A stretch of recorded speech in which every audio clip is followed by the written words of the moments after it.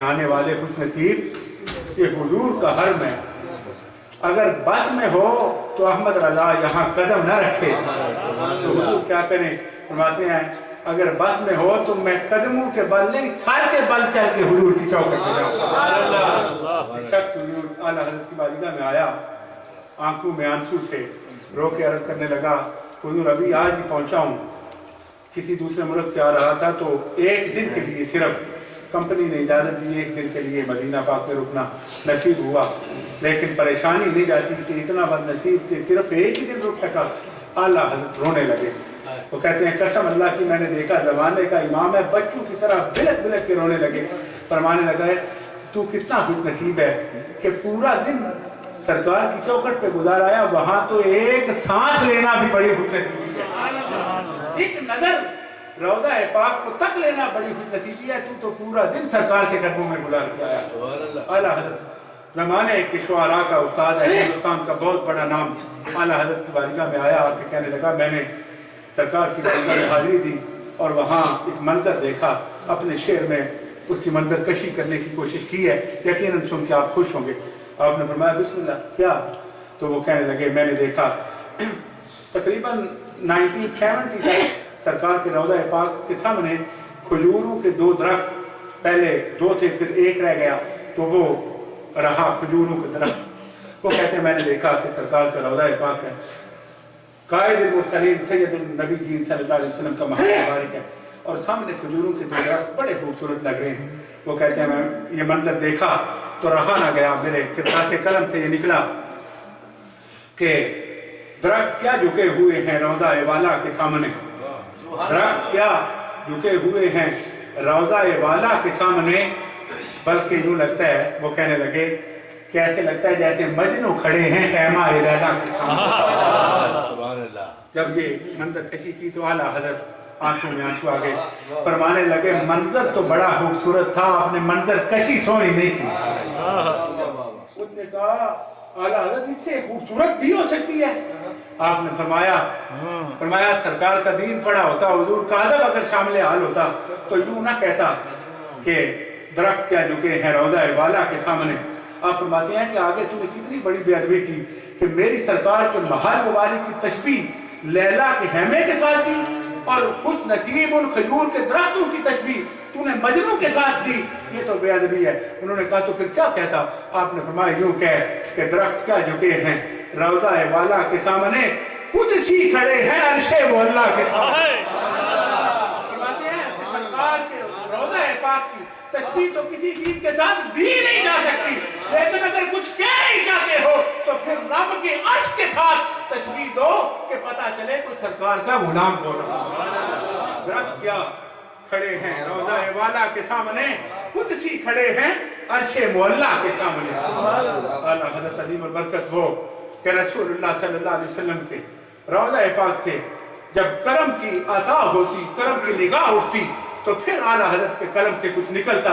यही वजह है कि आपने जब भी लिखा, उस जमाने के शुआरा ने बादशाहों के कसीदे लिखना एक रवाज था, एक एजाज समझा जाता था, लेकिन आप फरमाते हैं कि सुनो, आप फरमाते हैं मैं रसूलुल्लाह की बारगाह में बिका हुआ हूँ, आप फरमाते हैं मैं हुजूर की बारगाह में बिका हुआ हूँ कि अहमद रज़ा के कलम से किसी दुनियादार की तारीफ नहीं निकली और ना निकल सकती है।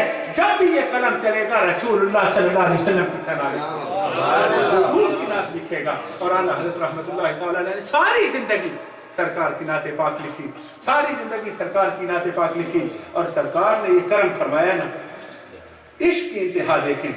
अपने आखिरी वक्त है, अपने साहबजादों को बुला के कहने लगे कि मेरी कब्र जिस तरह आम कब्र बनती है इस तरह ना बनाना। उन्होंने कहा हुजूर क्या करें, कैसे बनाएं? आपने फरमाया मेरी कब्र इतनी गहरी बनाना जिसमें बंदा खड़ा हो सके। उन्होंने कहा जनाब ये कोई शरीयत का मसला है? आपने फरमाया मसला नहीं, शरीयत का मसला जायज़ है, शरीयत ने तो इजाज़त दी है, जैसी भी हो इजाज़त है, लेकिन मेरी कब्र इतनी गहरी खोदना कि जिसमें मैं खड़ा हो सकूं। उन्होंने किया हुजूर वजह क्या? तो आपने फरमाया तुम सोच सकते हो कि सरकार मेरी कब्र में आए और मैं लेटा रहूं? आप फरमाते हैं ये कैसे हो सकता है कि गुलाम की कब्र में सरकार जब फरमाते हैं मैंने हदीस पाक में पढ़ा है सरकार اپنے غلام کی قبر میں کرم نوازی فرماتی ہیں، حضور کرم فرماتے ہیں، تشریف لاتے ہیں. آپ فرماتے ہیں جب سرکار میری قبر میں آئے میں لیٹا نہیں بیٹھا نہیں رہوں گا، میں کھڑا ہو کے اپنے کریم آقا صلی اللہ علیہ وسلم کا استقبال کروں گا.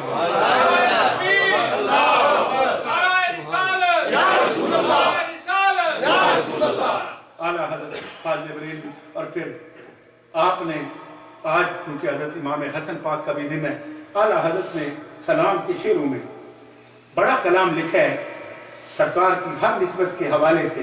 لیکن ایک شعر ہے، میں یہ سمجھتا ہوں کہ پوری دنیا کی جتنی تحریرات ہیں ان کو ایک سائڈ میں رکھیں، اعلیٰ حضرت کا ایک شعر سارے مولویوں کی تقریروں پہ بھی بھاری ہے، تحریروں پہ بھی بھاری ہے. آپ فرماتے ہیں کہ آب تطہیر سے، اللہ اکبر، آب تطہیر سے جس میں پودے جمیں اس ریاض نجابت پہ لاکھوں سلام.